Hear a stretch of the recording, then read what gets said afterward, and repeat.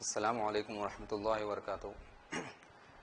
میرا نام Fayaz Ahmed, government girls Urdu high school fort Raichur میں ایز اے اسسٹنٹ ٹیچر کی حیثیت سے اپنی خدمات کو انجام دے رہا ہوں.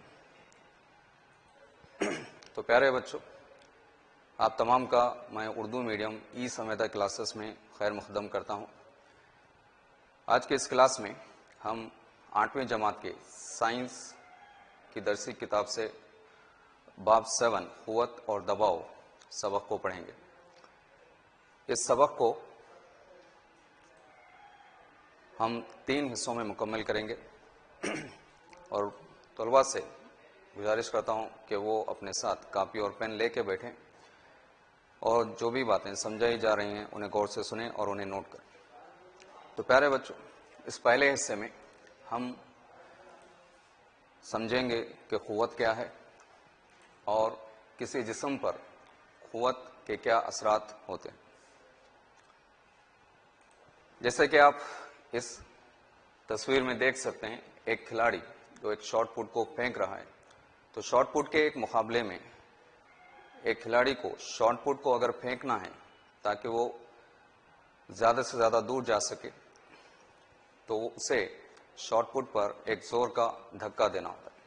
تو ہم کہتے ہیں کہ کھلاڑی نے شاٹ پٹ پر بڑی زور کی قوت لگائی ہے تاکہ شاٹ پٹ دور فاصلہ طے کر سکے اور وہ مقابلہ جیت سکے. اس مثال میں دھکا لگانا یعنی قوت لگانا. اس دوسری مثال تصویر میں آپ دیکھ سکتے ہیں، ایک شخص کنویں سے پانی سینچ رہا ہے.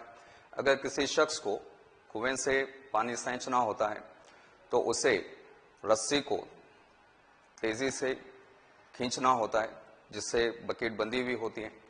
پھر سے ہم کہتے ہیں کہ اس شخص نے رسی پر بڑی زور کی قوت لگائی ہے تاکہ بکیٹ اوپر آئے اور وہ پانی باہر نکال سکے. اس مثال میں رسی کو کھینچنے کے لیے شخص قوت لگاتا ہے. تو ان 2 مثالوں کے ذریعے ہم قوت کی تعریف کو اس طرح بیان کر سکتے ہیں، کسی چیز پر لگنے والا دھکا یا کھنچاؤ کو ہم قوت کہتے ہیں. کسی بھی جسم پر کوئی دھکا یا کھنچاؤ لگتا ہے تو ہم کہتے ہیں کہ اس پر قوت لگ رہی ہے. ہم اپنے روزمرہ زندگی میں کئی عمل کرتے ہیں، کئی کام کرتے ہیں جہاں پہ ہمیں قوت کا استعمال کرنا ہوتا ہے. تو آئیے ہماری روز کی زندگی میں چند مثالوں کو ہم دیکھتے ہیں جہاں پہ ہم قوت کا استعمال کرتے ہیں.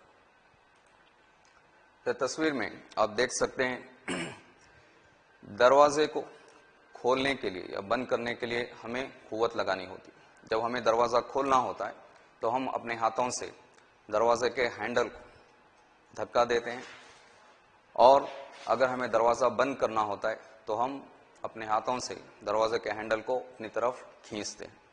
یا دوسرے الفاظ میں ہم کہہ سکتے ہیں کہ کسی چیز کو حرکت دینے کے لیے اسے یا تو دھکا لگانا ہوتا ہے یا اسے کھینچنا پڑتا ہے، یعنی اس پر قوت لگانی پڑتی ہے. جس سمت میں کسی چیز پر دھکا لگایا جاتا ہے اس سمت کو ہم قوت کی سمت کہتے ہیں. اس مثال میں جب دروازے کو ہمیں کھولنا یا بند کرنا ہوتا ہے تو ہم اس پر قوت لگاتے ہیں. جب ہم کو دروازہ کھولنا ہوتا ہے تو ہم دروازے پر قوت اپنے سے دور لگاتے ہیں، اور جب ہمیں دروازہ بند کرنا ہوتا ہے تو ہم دروازے پر قوت اپنی طرف لگاتے ہیں. تو چلیے ہم اپنی روز کی زندگی میں اور کچھ مثالوں پر دیکھتے ہیں. ہم روزانہ کئی کام انجام دیتے ہیں جس میں قوت کا ہم استعمال کرتے ہیں، جیسے دھکا دینا، کھینچنا، اٹھانا، کسی چیز کو دبانا. چلیے ایک ایک کر کے ہم مثالوں کو غور سے دیکھتے ہیں. جیسے اس تصویر میں آپ دیکھ سکتے ہیں، فٹ بال کھلاڑی بال کو کک کرنے کے لیے اسے اپنے پیر سے بال پر قوت لگانی ہوتی ہے. اسی طرح جب ہم کسی چیز کو کھینچتے ہیں، جیسے آپ ربر کو تانتے ہیں، ربر کو کھینچتے ہیں، تو اس کو کھینچنے کے لیے بھی ہمیں اپنے ہاتھوں سے اس پر قوت لگانی پڑتی ہے. کوئی چیز اٹھانے کے لیے، چاہے ٹیبل پہ رکھی ہوئی ہو یا زمین پہ رکھی ہوئی ہو، کسی چیز کو اٹھانے کے لیے بھی ہمیں قوت کا استعمال کرنا ہوتا ہے. कपड़ों को निचोड़ कर पानी निकालने के लिए भी हम गीले कपड़ों पर है ना उनको मोड़ना पड़ता है, और उसको मोड़ने के लिए हमें इसे कुव्वत लगानी पड़ती है। साइकिल चलाते वक्त साइकिल के पेडल को हमें अपने पांव से दबाना होता है, या हम दूसरे मानों में कहते हैं साइकिल के पेडल पर हमें कुव्वत लगानी होती है ताकि साइकिल आगे की सिमत में हरकत कर सके। चलिए देखते हैं कि हम कहते हैं कि कुव्वतें बाहमी अमल की वजह से लगती हैं। यानी कुव्वत के लगने के लिए जरूरी होता है कि दो जिस्म के बीच में एक बाहमी अमल हो। अगर दो जिस्म के बीच में बाहमी अमल नहीं होता है तो हम कहते हैं कि कुव्वत नहीं लगती। इसको हम एक मिसाल के जरिए आसानी से समझ सकते हैं। तो तस्वीर में आप देख सकते हैं एक कार ठहरी हुई है और उसके पीछे एक शख्स कुछ दूरी पर ठहरा हुआ है। हम कहते हैं कि यहाँ पे इस शख्स और कार के बीच में कोई बाहमी अमल नहीं हो रहा है, तो हम कहते हैं कि कार पर कोई कुव्वत नहीं लग रही है। इस दूसरी तस्वीर में आप देख सकते हैं कुछ बच्चे इस कार पर धक्का लगा रहे हैं, तो हम कहते हैं कि इन बच्चों और कार के दरमियान में एक बाहमी अमल हो रहा है, तो जिसकी वजह से यहाँ पे कुव्वत पैदा होती है जो इस कार पर लगती है, और इस कुव्वत की वजह से कार आगे की तरफ हरकत करती है, यहाँ कुव्वत की सिमत में हरकत करती है। इस मिसाल में बच्चे अपने हाथ के जरिए इस कार पर कुव्वत लगाते हैं या इस कार के साथ बाहमी अमल करते हैं, जिसकी वजह से इस कार पर कुव्वत लगती है, और इस कुव्वत की वजह से कुव्वत की सिमत में कार हरकत करती है। इस मिसाल में पिछली मिसाल में उस शख्स और कार के बीच में सिर्फ शख्स कार पर कुव्वत लगाने के काबिल होता है। अगर दो शख्स जो बाहमी अमल कर रहे हैं, अगर दोनों एक दूसरे पर कुव्वत लगा सकते हैं तो ये धक्का या खिंचाव हो सकता है।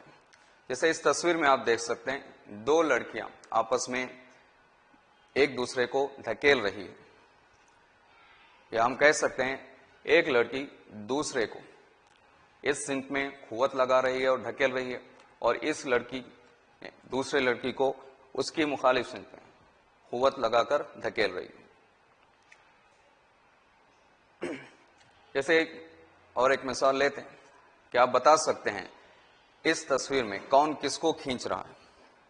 जी हाँ, ये शख्स गधे को खींच रहा है और गधा इस शख्स को खींच रहा है। तो इस मिसाल में कुव्वत खींचने की शक्ल में लग रही है।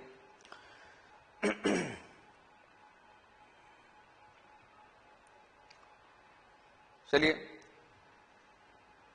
तीसरी चीज होती है कि किसी भी चीज पर लगने वाली कुव्वत की अपनी मिकदार होती है और एक सिमत होती है। अगर कोई चीज पर एक जवान आदमी कुव्वत लगाता है तो हम कहते हैं वो ज्यादा कुव्वत लगाता है। अगर किसी जिस्म पर एक बच्चा अगर कुव्वत लगाता है तो वो कम कुव्वत लगाता है। इसका मतलब ये हो गया कि कुव्वत ज्यादा या कम हो सकती है।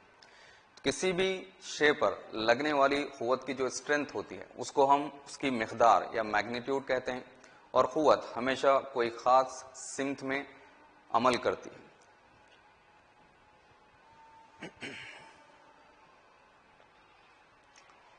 कुव्वत किसी जिस्म पर लगने वाली कुव्वत को नापने के लिए हम एक इकाई का इस्तेमाल करते हैं। इस इकाई को हम न्यूटन कहते हैं।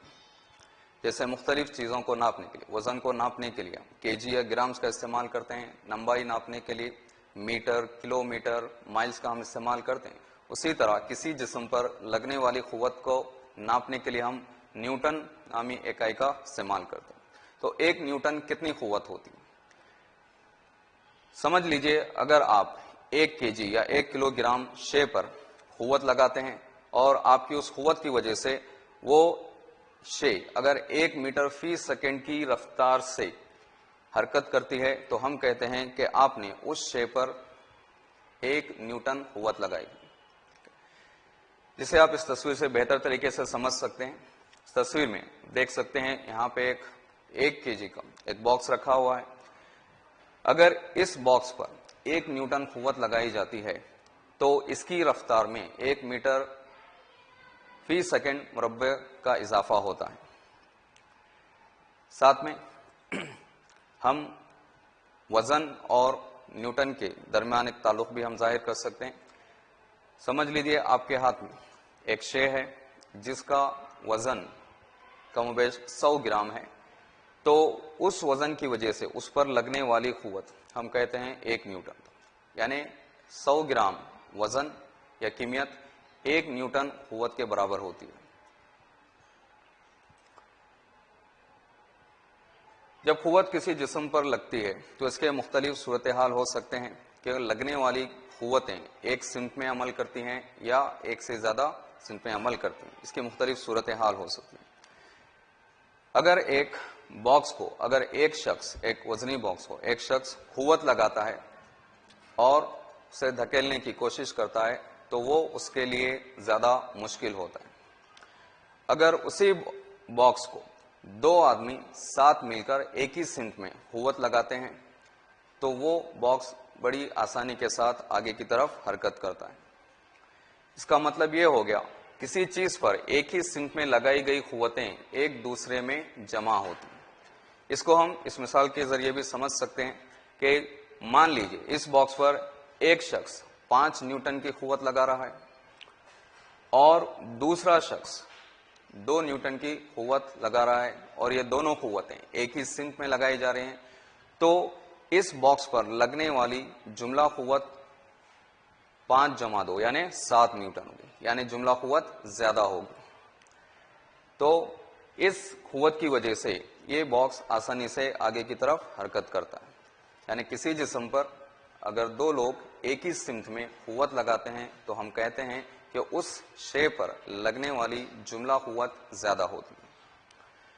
اسی طرح اگر کسی چیز پر 2 قوتیں مخالف سمت میں عمل کرتی ہیں تو اس چیز پر لگنے والی کل قوت دونوں قوتوں کے فرق کے برابر ہوتا ہے.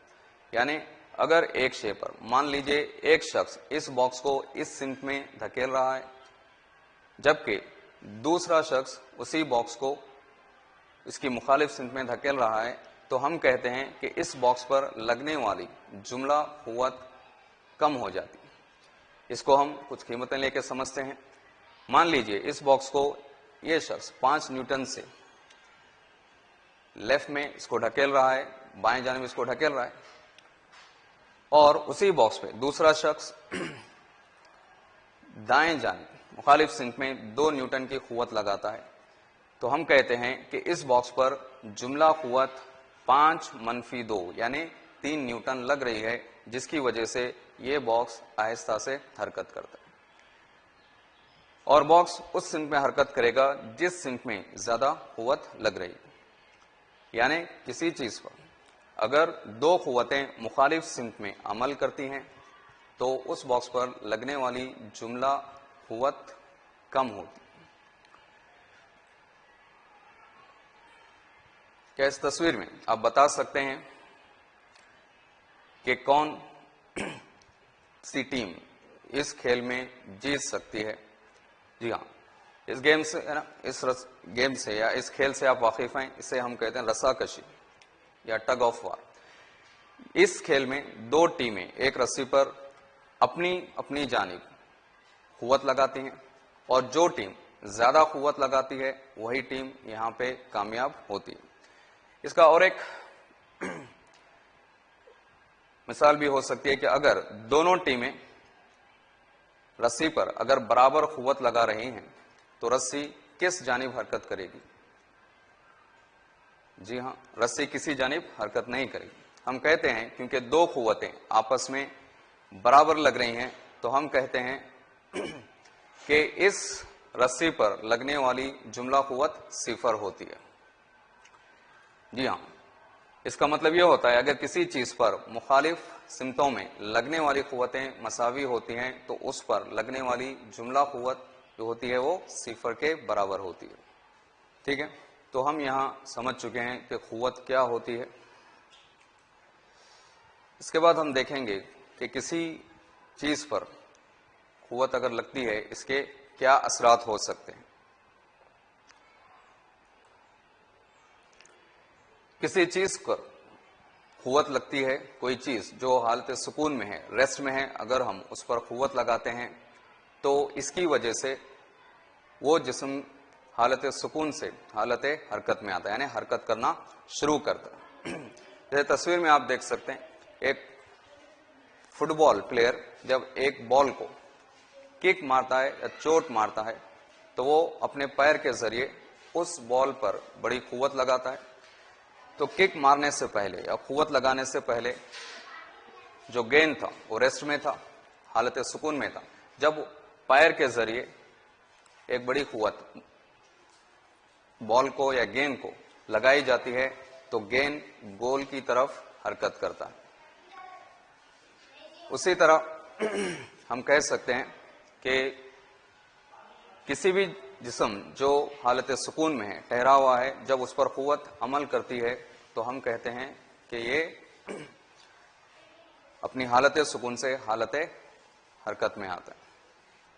ठीक है। दूसरा असर, किसी चीज को हरकत की हालत से सुकून की हालत में ला सकती है, यानी अगर कुव्वत किसी जिस्म पर जो हरकत कर रही है उस पर लगती है तो उसको हालत सुकून में ला सकती है। जैसे इस मिसाल में आप देख सकते हैं, क्रिकेट के गेम में जब बल्लेबाज बॉल को हिट करता है, बॉल को चोट लगाता है, हिट करता है, तो फील्डर जो होते हैं वो झपक कर बॉल को अपने हाथों से रोकते हैं, या हम कहते हैं कि फील्डर ने अपने हाथ से कुव्वत लगाते हुए इस बॉल को रोका है। उसी तरह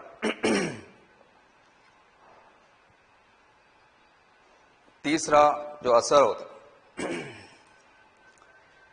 कि अगर कोई शे हरकत कर रही है, पहले से हरकत कर रही है, अगर उस पर कुव्वत लगती है तो वो उसकी रफ्तार में तब्दीली ला सकती है। जैसे तस्वीर में आप देख सकते हैं कि एक गेंद जो पहले से हरकत कर रहा है, जब फील्डर उसको एक किक लगाता है, कुव्वत लगाता है, तो हम कहते हैं कि वो गेंद जो होता है ज्यादा रफ्तार से हरकत करता है।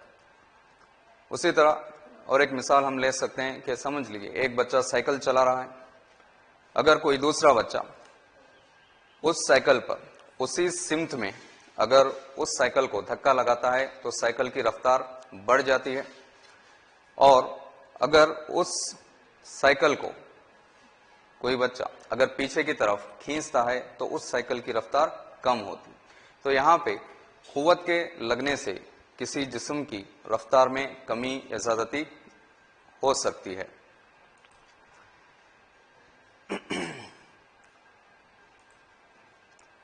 तो पांचवा जिसका असर होता है कि कुव्वत जब किसी चीज पर लगती है तो उसकी शक्ल में या जसामत में, उसके साइज में या उसके शेप में, शक्ल में तब्दीली ला सकती है।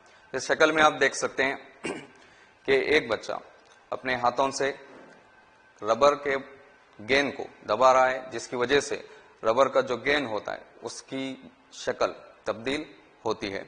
उसी तरह अगर एक रबर को हम कुव्वत लगाकर खींचते हैं तो उसकी शक्ल तब्दील होती है। इससे कई मिसालें हम देख सकते हैं। अगर आटे का जो पेड़ा होता है उस पर जब बेलन से कुव्वत लगाई जाती है तो उस आटे के पेड़े की शक्ल चेंज होती है और एक चपाती में तब्दील होता है। तो बच्चों, हमने इस सबक में क्या सीखा? हमने सीखा कि कुव्वत क्या होती है और कुव्वत के असरात क्या होते हैं। चलिए इसको एकदम इहादाम कर लेते हैं। हमने देखा कि कुव्वत किसी भी जिस्म पर लगने वाला धक्का या खिंचाव को कहते हैं, और कुव्वत हमेशा किसी भी दो जिस्म के दरमियान बाहमी अमल की वजह से होती है, और जब कुव्वत किसी जिस्म पर लगती है तो उसकी हालत में तब्दीली वाक़ होती है। यानी अगर एक जिस्म हालत सुकून में है, कुव्वत के असर से वो हरकत करना शुरू करता है, और अगर कोई जिस्म हरकत कर रहा है तो उस पर कुव्वत लगाकर उसे हालत सुकून में लाया जा सकता है। उसी तरह हमने देखा कि अगर कोई जिस्म पहले से हरकत कर रहा है और उस पर अगर कुव्वत लगाई जाती है तो उसकी रफ्तार ज्यादा या कम हो सकती है। उसी तरह कुव्वत अगर किसी जिस्म पर लगता है तो उससे हम उसकी शक्ल को और उसकी जसामत को भी तब्दील ہوتا ہوا دیکھتے ہیں.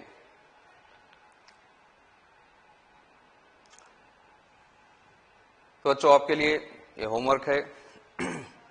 دو ایسی مثالیں دیجئے جہاں آپ چیزوں کی حرکت کی حالت کو تبدیل کرنے کے لیے انہیں کھینچتے ہیں یا دھکا دیتے ہیں. دوسرا سوال ہے ایسی دو مثالیں دیجئے جن میں قوت لگا کر کسی چیز کی شکل کو تبدیل کیا جا سکتا ہے. تیسرا سوال یہاں پہ انکمپلیٹ یا نامکمل بیانات دیے گئے ہیں، آپ ان کو مناسب الفاظ سے مکمل کیجئے. پہلا ہے کنویں سے پانی نکالتے وقت ہمیں رسی کو کیا کرنا پڑتا ہے. دوسرا ہے کوئی بار شدہ جسم غیر بار شدہ جسم کی طرف ڈیش رکھتا ہے. تیسرا سامان سے لدی ہوئی ٹرالی کو حرکت دینے کے لیے ہمیں اسے کیا کرنا پڑتا ہے. تو بچوں آج کی کلاس میں ہم نے سیکھا کہ قوت کیا ہوتی ہے اور قوت جب کسی جسم پر لگتی ہے تو اس کے مختلف اثرات کیا ہوتے ہیں. تو آپ سے گزارش کروں گا کہ آپ ان سنی ہوئی باتوں کو امید کرتا ہوں آپ نے نوٹ کیا ہوگا، اور آپ سے گزارش کرتا ہوں کہ آپ ان پوائنٹس کو جو آپ نے اپنے کاپی میں لکھا ہوا ہے اس کو پڑھیں اور اس کو مشق کریں، اس کی مشق کریں. تو ہم اگلی کلاس میں اسی سبق کو ہم کنٹینیو کریں گے، جاری رکھیں گے. ہم اگلی کلاس میں دیکھیں گے کہ قوت کی قسمیں کیا ہوتی ہیں، قوت کی کتنی قسمیں ہوتی ہیں اور دباؤ کسے کہتے ہیں. تو چلیے ہم اگلی کلاس میں ملتے ہیں. اس کے ساتھ میں آپ سے الوداع لیتا ہوں.